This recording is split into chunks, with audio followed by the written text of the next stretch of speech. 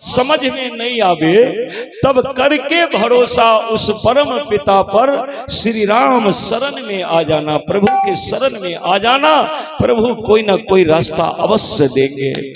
बोलिए भक्तवत्सल भगवान की जय। यही सोच करके हरिश्चंद्र 2 मिनट के लिए आंख बंद कर दिया कि मालिक मैं क्या जवाब दूं इनको, सच बोलूं या झूठ बोलूं? सच बोलूं तो अधर्म हो जाएगा और झूठ बोलूं तो सत्य भ्रष्ट हो जाएगा। क्या करें मालिक? भगवान प्रेरणा दिया, याद आई हरिश्चंद्र को, बढ़िया बात याद आई। हरिश्चंद्र तुरंत हाथ जोड़ा, आंख खोला, कहा मालिक। हाँ भैया नाम बोल, क्या नाम है तेरा? कहा कि मालिक। आप मालिक हैं, हम नौकर हैं।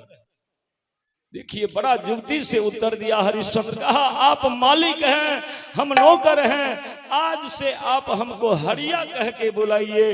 बोलिए भक्तवत्सल भगवान की जय। ये नहीं कहा कि मेरा नाम है हरिया, अगर कह भी देता तो झूठ नहीं होता। क्यों? क्योंकि हरिश्चंद्र और हरिया एक ही राशि का नाम है। लेकिन हम लोग व्यवहारिक जीवन में भी इस बात को लागू करें तो नौकर रखते हैं, आप लोग भी नौकर रखते हैं, और नौकर के नाम यदि लंबा चौड़ा हो तो मालिक को कहने में बड़ा कष्ट होता है। अगर किसी के नौकर का नाम हो कृष्णचंद्र महाराज, तो बताइए क्या वो मालिक कहेगा कि कृष्णचंद्र महाराज मेरा ये काम करो वो काम करो? कहेगा? नहीं कहेगा। नौकर का जितना शॉर्टकट नाम होता है उतना ही फायदामंद होता है। हरिश्चंद्र कहा कि मेरा नाम लंबा चौड़ा है हरिश्चंद्र, उसी को छोटा कर दिया। क्या कहा? आप आज से हरिया कहिए। ये नहीं कहा कि मेरा नाम हरिया है। बच गया हरिश्चंद्र। बोलिए वृंदावन बिहारी लाल की जय। हरिश्चंद्र तो किसी तरह से पार उतर गया। मालिक को देखिए, मालिक कहा कि वाह भैया बड़ा सुंदर नाम है तेरा। अरे जितने बार तुम्हारे नाम मेरे जिह्वा पर आएगा हरिया हरिया हरिया, तो हरि का स्मरण हो जाएगा और इस पापी के भी बिगड़ी बन जाएगा तुम जैसे नौकर को रखने के बाद। बोलिए वृंदावन बिहारी लाल की जय। यही है सच्ची भक्ति, निष्कटम भाव से। कहा हरिया अब मेरा नाम सुनो और साथ ही अपना काम सुनो। कहा कहिए ना मालिक। हरिया हाथ जोड़कर खड़ा हो गया और मालिक कहना शुरू किया। क्या? कि नाम मेरा कालू सरदार। गौर से सुनो, कालू सरदार माने डोम। नाम मेरा कालू सरदार और अमल हमारा दोनों पार। नदी के उस पार भी हमारा राज है और इस पार भी हमारा राज है। कहा अमल हमारा दोनों पार, सालों भर यहाँ सोच दिवाली। इस शमशान घाट यहाँ पर सोच की सालों भर दिवाली ही मनता है। दिवाली में लोग एक आध दीपक जला देते हैं, लेकिन यहाँ पर हजारों चिता जलती रहता है। सालों भर यहाँ सोच दिवाली और साल में एक बार बलि चढ़ा के पूजो काली। सो मैं लिया तुझको मोल, मोहर गाठ से दिया मैं खोल। आज से भये तू हमरे दास, कर कफन मांगने का रहा काज। बस हरिया इतना ध्यान रखना। क्या? तो जो कर कफन देने नहीं पावे, अदाह क्रिया करने नहीं पावे। एक लाठी दिया हरिश्चंद्र को, एक कंबल दिया, इशारा किया कि जितने दुकानदार है सब मेरे जमीन में दुकान खोल रखा है, सब हमारे किराएदार है। तुम जिस दुकान में बैठकर खाना चाहो भरपेट खा लेना, हिसाब हम कर लिया करेंगे। काम समझा करके कालू सरदार अपने घर गए और हरिश्चंद्र अब शमशान में पहरा दे रहा है। तो हरिश्चंद्र को यहाँ पहरा देने दीजिए। जरा चलिए माता सिव्या को देखते हैं क्या हुआ।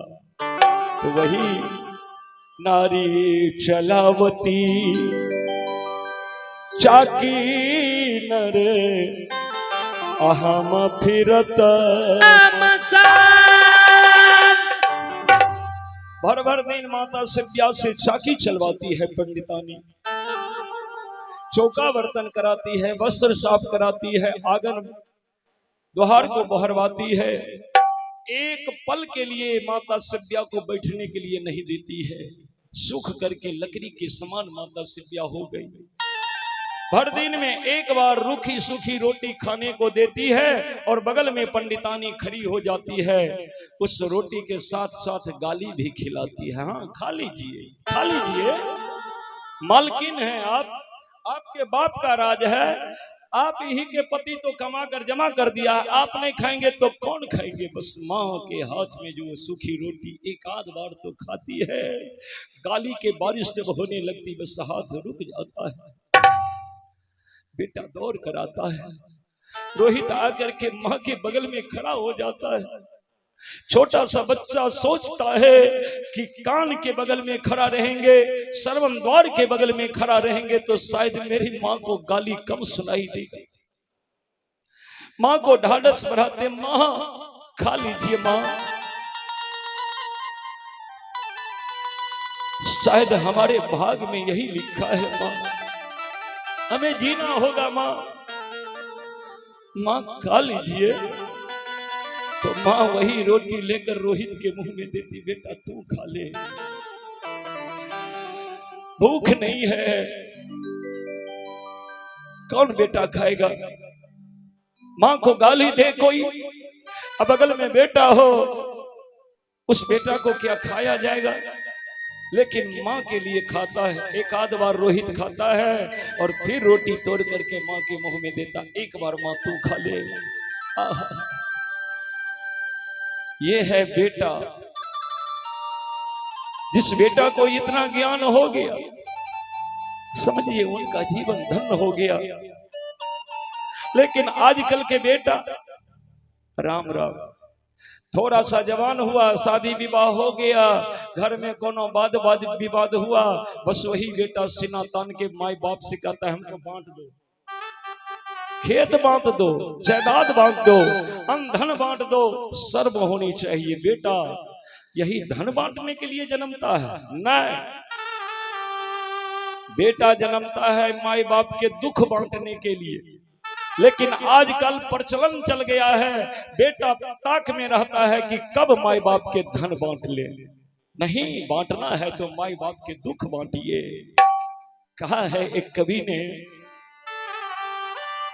कि सेवा करके माई बाबूजी के अरे निहाल करिहा, सेवा करके माई बाबूजी के निहाल करिहा, सेवा माई बाबूजी के निहाल करिहा, सेवा करके माई बाबू के निहाल करियो, जितना कर सकिए करिए। किसी किसी के सौभाग्य में तो ये वक्त ही नहीं आता कि वो अपने माँ बाप को सेवा करे। वो सौभाग्यवान आदमी है जिसके माँ बाप सेवा के अवसर देते हैं। जे जन्मिया दिले उन्हों पर ख्याल करिहा, जो जन्मिया दिले उन्हों पर ख्याल रखिहा, जे जन्मिया दिले उन्हों के ख्याल करिहा, जे जन्मिया दिले उन्हों के ख्याल करिहा। सेवा करके माई बाबू के निहाल करिहा, माई बाबू के निहाल करिहा, जे जन्मवा दिहले उन्हों के ख्याल करिहा, जो जन्मिया दिले उन्हों के ख्याल करिहा, जे जन्मवा दिहले उन्हों के ख्याल करिहा, जो जन्मिया दिले उन्हों के ख्याल करिहा।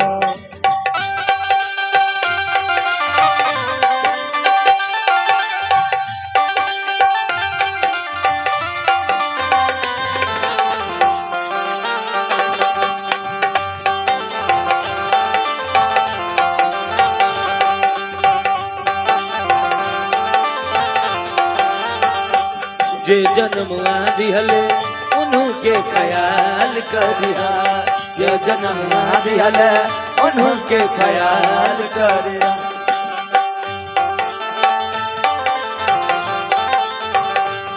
जे जन्म दिहल उन्हों के ख्याल करिहा। जो जन्म दिहल उन्हों के ख्याल करिहा।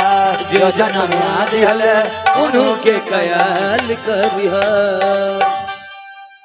तो रोहित से जितना बन पा रहा है सेवा करता है, दूसरे के घर में दास बनकर नौकर बनकर के है, जो रुखी सुखी मिलता है उसी को प्रेम से माई को खिला करके पुत्र धर्म का पालन करते जा रहा है।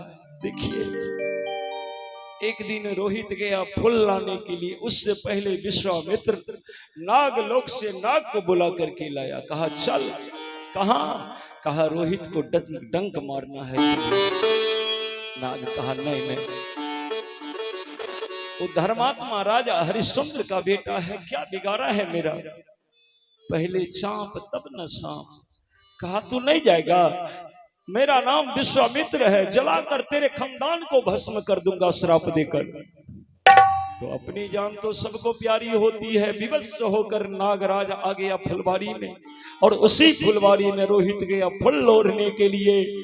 तो रोहित के नजर तो था फूल के ऊपर में, और फुलवारी में जो कूद कूद करके फूल तोड़ रहा था, इसी क्रम में एक पांव जाकर के नागराज के पूंछ पर पड़ गया। बस नागराज पन सजा करके कहा रोहित क्षमा करना, तू आ ही गया मेरे पास।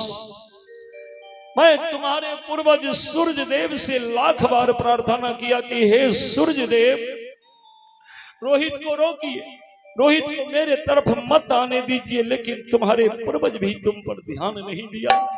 तो मेरा दोष मत देना, क्योंकि तुम पांव उठा करके मेरे पूंछ पर दे दिया है।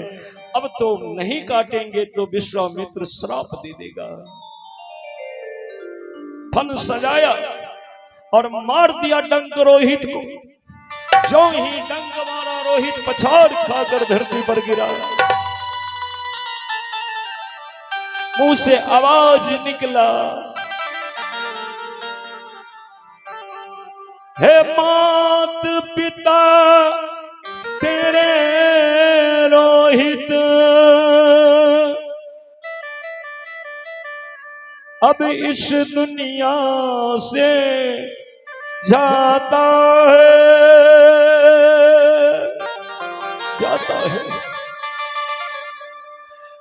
इस दुनिया से जाता है। पछाड़ खाकर रोहित गिरा। रोहित के आवाज सुनकर दो चार बालक दौड़ कर आया। देखा तो बाप रे बाप, ये तो दासी के बेटा है। सारे बच्चे रोहित को संभालना चाहा, लेकिन विषधर काला नाग का जहर है ना, सर्वांग शरीर में इस कदर फैल गया तत्क्षण कि रोहित के गौरांग चेहरा काला पड़ गया और रोहित की आंख बंद हो गई। आंख बंद होते होते रोहित उन बच्चों से कहा, मेरा भाई जल्दी जाओ, मेरे मां से कहना कि उनका रोहित दुनिया से चला गया, लेकिन जाने से पहले माई बाप के चरणों में प्रणाम करके गया। बाबू हो, वो बच्चे लोग दौड़ कर गया। उस समय माए सिपिया झाड़ू लेकर के अगना बहार रही थी, मालकिन के अगना को साफ कर रही थी। द्वार पर बच्चे लोग आकर के कहा, माँ। चौंक गई मां सिपिया, हाथ से झाड़ू गिर गया, क्या हुआ? मां सिपिया के व्याकुलता देखकर उन बच्चों की बोलती बंद हो गई। देखा कि बाप रे बाप, यदि कह देंगे कि तुम्हारे लाल को विषधर नाग ने डस लिया तो ये दासी मां बचेगी नहीं, मर जाएगी। सुनते ही प्राण त्याग देगी। छोटे छोटे बच्चे मुंह बंद कर लिया, साहस नहीं जुटा पा रहा है, लेकिन मां सिपिया दौड़ कर गई। एक बालक के दोनों बाह पकड़ के झकझोर कर पूछती है, बोल क्या हुआ बोल, तू मुंह क्यों बंद कर लिया? आज तुम्हारे साथ में मेरा बेटा रोहित नहीं है, मेरा रोहित कहाँ है बोल। तब वो बच्चे सब कहा, मां हे मैया तेरे रोहित को, क्या हुआ मेरे रोहित को? एक विषधर काट लिया वन में, सुनते ही मां से ब्या पछाड़ खाकर गिरी। वो बच्चा सब कहा मां, लेकिन मरने से पहले आपका बेटा, हे माता तेरे रोहित को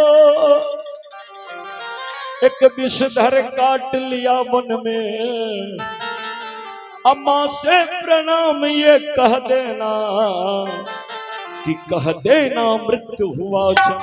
माँ से प्रणाम ये कह देना मृत्यु हुआ। माँ से प्रणाम ये कह देना मृत्यु हुआ।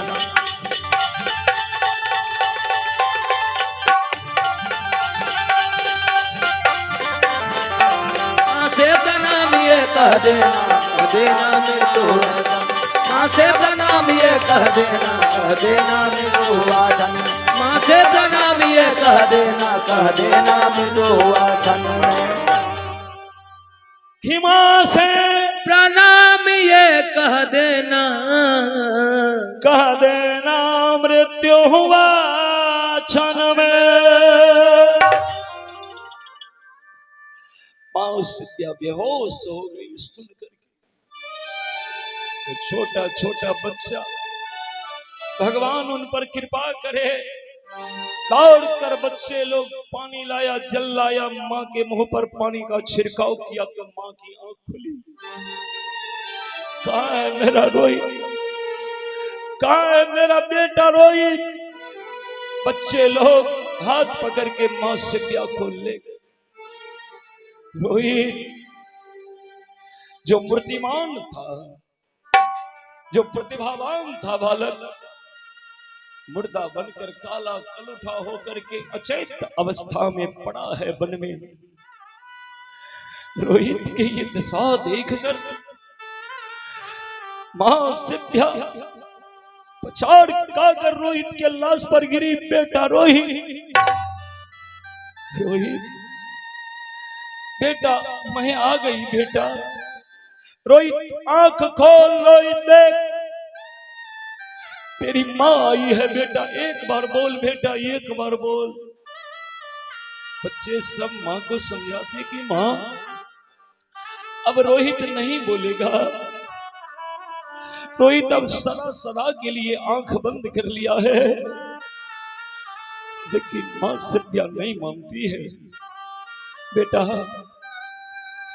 बेटा तुम्हें अपनी माँ की शपथ है रोहित, एक बार बोल बेटा, एक बार बोल। देख रोहित तुम्हारी माँ रो रही है। बेटा रोहित आंखें खोलो, रो रही आ तेरी माता है। सूर्यवंश का नाम मिटा जग में, क्यों मुझे छोड़ कर जाता है। रोहित तो मुझे क्यों छोड़ कर जा रहा है रोहित? मेरे लिए भी भगवान से मौत क्यों नहीं मांगा रोहित? रोहित आंख खोल। रोहित की लाश पर मां सिद्धिया सर पटकती है। गोरे गोरे मुहम्मा बेईमान मारे,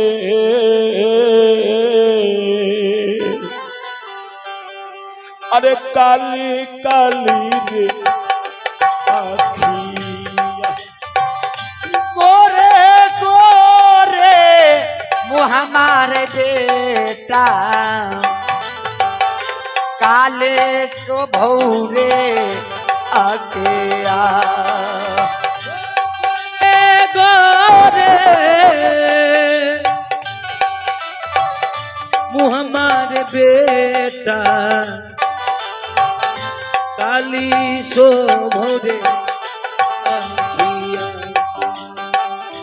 जना के हाँ बिसर बई बेईमाना मारे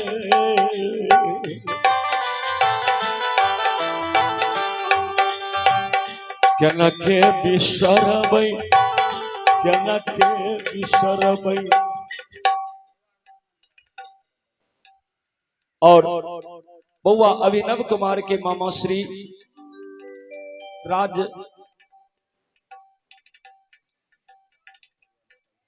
राजकिशोर यादव, बउआ अभिनव के मामा श्री राजकिशोर यादव ग्राम बगराहा से, और अभिनव बाबू की लंबी उम्र के लिए 100 रुपए की पुरस्कार मामा जी की तरफ से आया है। प्रभु कृपा बनाए मंगल कामना करते हुए सुना रहे हैं। के बिसर गई के बिसर के बिसर गई रे बेटा तोहरो रे हो के भी तारा बैरे रोहे तोहारो रे रो रतिया में जानती में जानती में जानाते में जानाते हो ये तेहा में अरे जानती राम कहूँ हई बेर चोरिया कसी कसी बांधती कसी कसी बांधती कसी काशे बांधते कच काशे बांधते ओ काशी काशी अरे बनती राम अरे समा के रे रसमा के हाँ डोरिया ये रामाए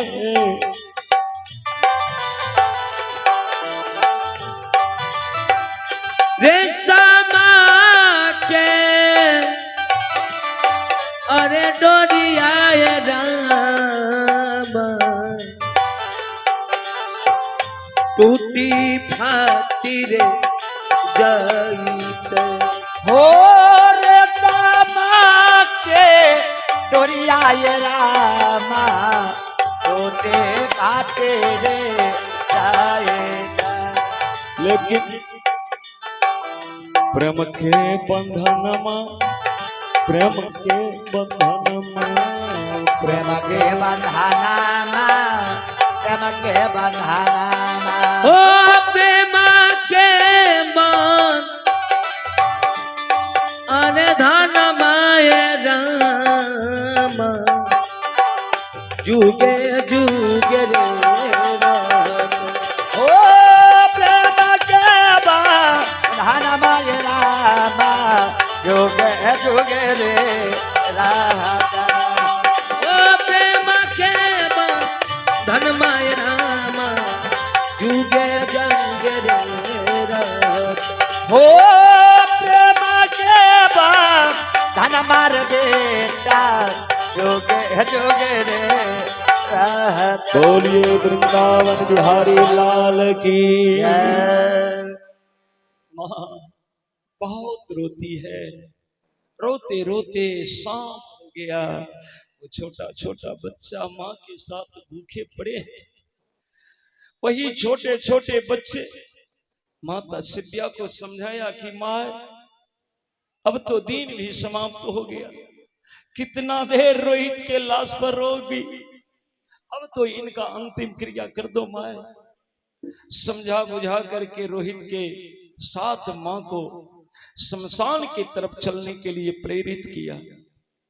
मां को याद आया कि कर कफन के बिना दाह संस्कार कैसे होगा। मां सिप्पिया घर की तरफ बढ़ी, मालकिन के घर की तरफ। क्या?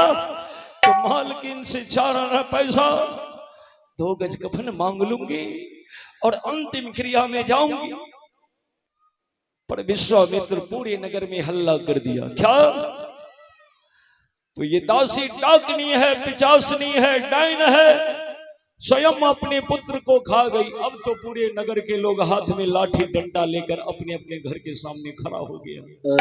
जिधर ही मां सिप्पिया मोह करती है उधर से लाठी उठ जाता है, पहाड़े भाग। मां सिप्पिया निराश हो गई। बेटा रोहित देख कैसा समय आया बेटा। मां सिप्पिया बिना कर कफन के शमशान के मार्ग पकड़ती है, शमशान जाती है, लेकिन कुछ इनके पास में नहीं है तो वही शमशान के लकड़ी उकड़ी चुनकर चिता बनाती है, उस पर रोहित के लाश रखती है। कफन नहीं है तो अपने आंचल को फाड़ कर कफन के बदला में लेकर के रोहित को ढक देती है। अब दूसरी चिता में से आग लगाने के लिए जा रही थी, आंख से बरबस आंसू निकल रहा है और इसी बीच हरिश्चंद्र की नजर सिप्पिया पर पड़ गया। हरिश्चंद्र जो उधर से आ रहा था देखा कि कोई चिता में अग्नि दान देने जा रहा है, लेकिन ये करकपन कहां दिया। हल्ला किया, ठहरो। मां सिप्पिया ठहर गई और इसी बीच बुआ संदीप उन्हें तैयारी करो, कथा अब 10-15 मिनट में पूरा होते तकर बाद मुंडन कराई ले। बोलिए भक्त वत्सल भगवान की जय। ठाकुर आयल छो हो कने? अरे थोड़ी जरा ठीक है, बस 10 मिनट में कथा को पूरा करते हैं। बोलिए भक्त वत्सल भगवान की जय। अच्छा ठीक है, पहले